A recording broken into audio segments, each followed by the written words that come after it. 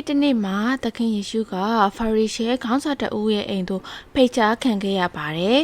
။ကိုရိုနဲ့အတူဖိတ်ကြားခံရတဲ့ဖာရိရှဲအားလုံးကတူညီတဲ့အဝတ်အစားများကိုဝတ်ဆင်ထားကြပါတယ်။တူညီတဲ့သူအားလုံးညီညာစွာစုဝေးကစားတောက်နေကြပါတယ်။ပုံစံတူပေမဲ့အိမ်ရှင်ပေးကနေရာလိုမျိုးပိုပြီးထင်ရှားတဲ့နေရာမှာထိုင်လို့ကြပါတယ်။သခင်ယေရှုက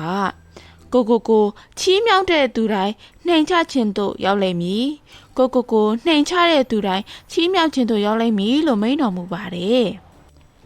ထို့နောက်သခင်ယေရှုဖိတ်ကြားခဲ့တဲ့အိမ်ရှင်ကိုမိန့်တော်မူခဲ့ပါတယ်ထမင်းစားပွဲသို့ဖိတ်ခေါ်မယ်ဆိုပါကညီအကိုမောင်နှမများဒါမှမဟုတ်ချမ်းသာသောအိမ်နီးနားချင်းများကိုမဖိတ်ခေါ်ပဲစင်ရသားများနဲ့မတန်ဆွမ်းသူများကိုဖိတ်ခေါ်တင်ကြောင်းသခင်ယေရှုကမိန့်တော်မူခဲ့ပါတယ်ထိုအချိန်မှာသခင်ယေရှုရဲ့စကားကိုတိတ်ဆိတ်စွာနားထောင်နေတဲ့သူတဦးက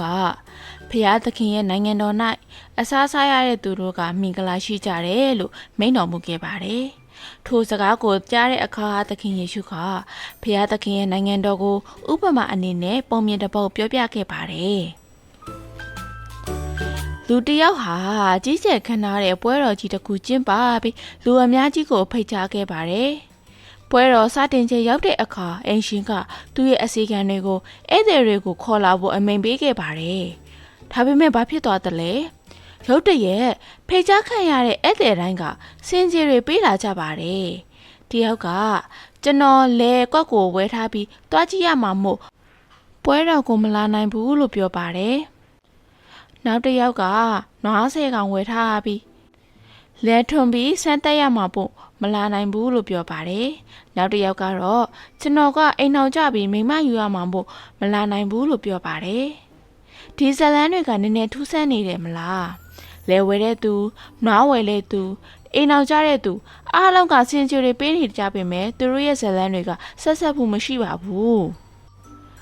လဲခွင်းဆိုတာအဖျော်ရမကားလိုမျိုးအလွယ်တကူဝယ်လို့ရတဲ့အရာမျိုးမဟုတ်ပါဘူး။မဝယ်ယူခင်တေးချသွားပြီးစစ်စစ်တင်ပါတယ်။ဒါပေမဲ့ဝယ်ပြီးသားလေခွင်းကိုကြည့်ရတော့မယ်လို့ပြောရတာကထူးဆန်းပါတယ်။နွားတွေအတွက်လည်းအတူတူပါပဲ။ဘလို့နွားမျိုးလဲအလောက်တေချာလောက်နိုင်ရလားဆိုတာမသိပဲ။ဈေးကြီးတဲ့နွားတွေအများကြီးဝယ်တာကအထိပ္ပယ်မရှိပါဘူး။မင်္ဂလာဆောင်ဖို့အကြောင်းပြချက်ကပိုတောင်ခက်ခဲပါတယ်။ဒီလိုပျော်ရွှင်စရာအဖြစ်တစ်ခုဖြစ်ခဲ့တဲ့အတွက်ပျော်ရွှင်မှုကိုမျှဝေပြီးအတူတူပျော်ရွှင်စရာပွဲတော်နောက်တစ်ခုကိုသွားတာကပိုပြီးတင့်တော်တယ်မဟုတ်လား